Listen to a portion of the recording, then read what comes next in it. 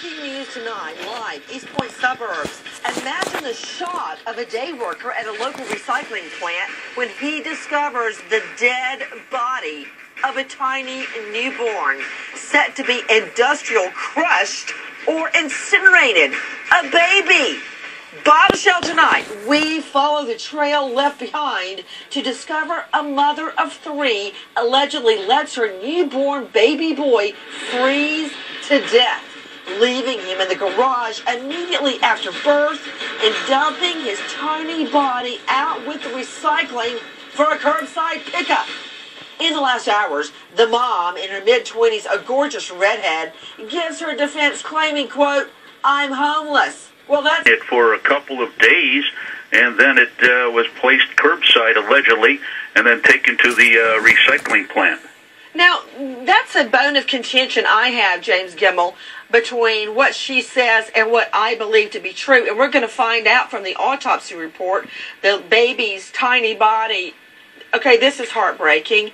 At the recycling plant, the workers were so distraught over the condition of this baby that they find. They named it Baby Henry. They said it looked like a Henry to them. And the outpouring of love is incredible. Firefighters and police are raising money for a headstone. You know, firefighters and police and public school teachers are treated so badly with their salaries.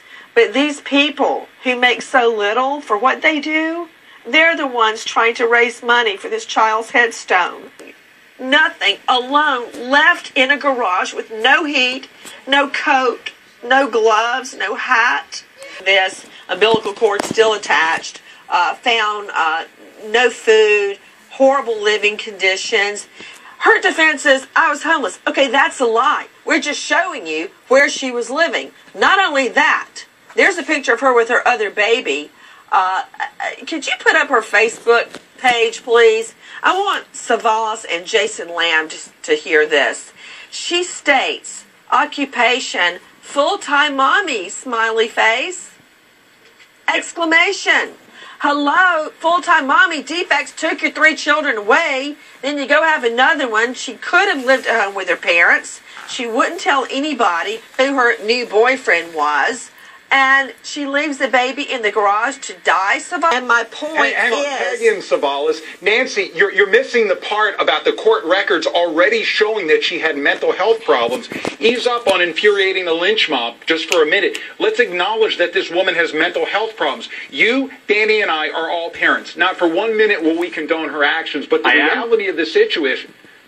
Well, go ahead. But anyway, the bottom line is, Danny, whether there's a kid or not, you're not going to condone that action. I'm not going to condone that kind of action. This is someone who is mentally ill. We absolutely detest what she did and we condemn it. But as a matter of guilt or innocence, there is a very viable insanity defense. And the reality of the situation is the court records already documented, and that's what her lawyers will be raising in court. There is no doubt about that. It's just not right. Okay, well, you just ate up about 2 minutes of time saying the same thing over and over again.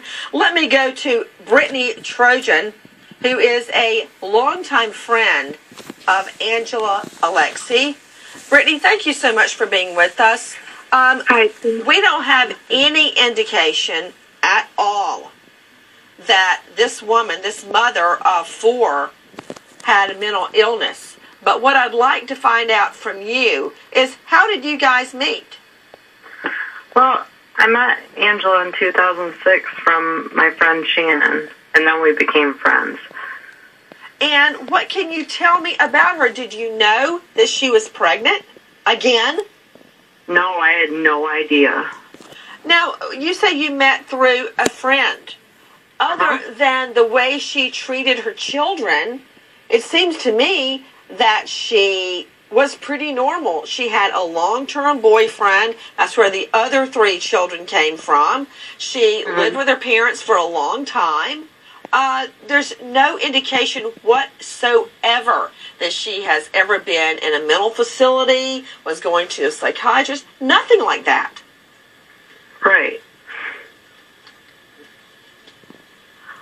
I'm Melissa Knowles with the Center in Roseville. We believe she tried to actually successfully hid this pregnancy from most people for the majority of the term. The woman told people that she had had a miscarriage. I've never had a job. So how do you pay your bills?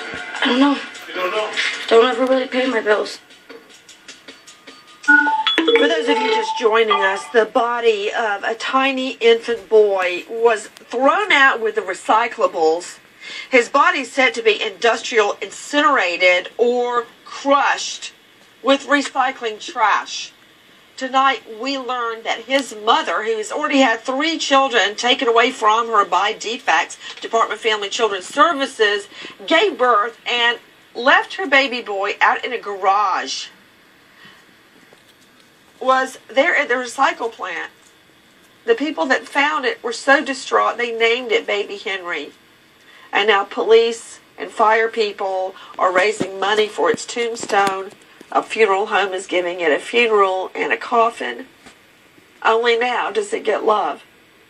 To Chief James Berlin joining us out of Roseville, I'm really angry about not only what has been done to this baby. If this were done to an adult, all hell would break loose.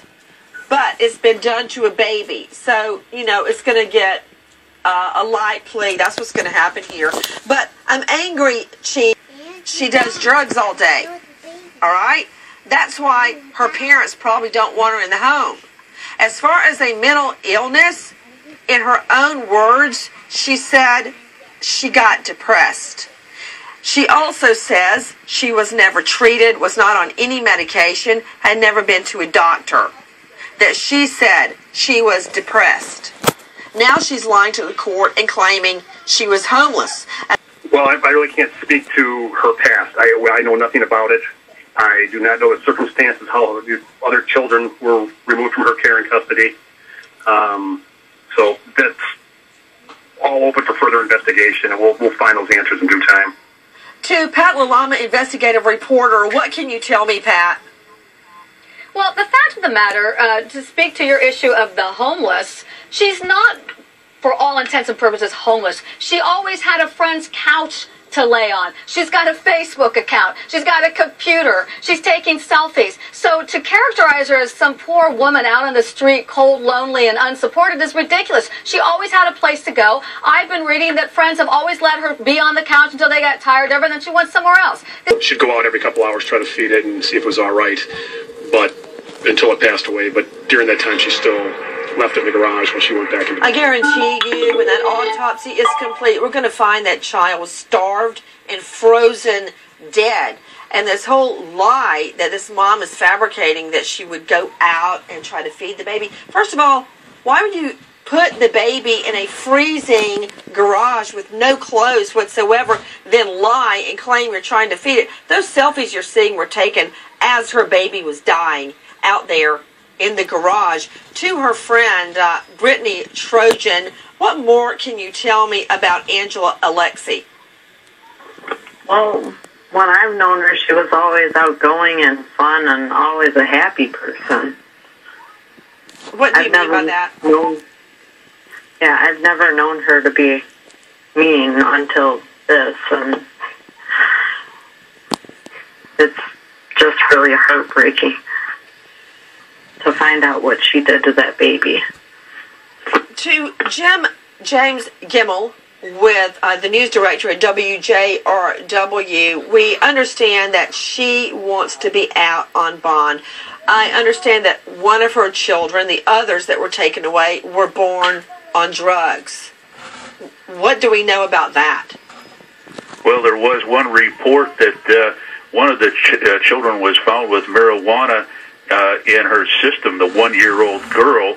The other 2 are a little older, both toddlers who are boys. And because of that, that was one of the considerations. The Child Protective Services went in there and said there were allegedly deplorable conditions. And as a result of all that, they were taken out of the home.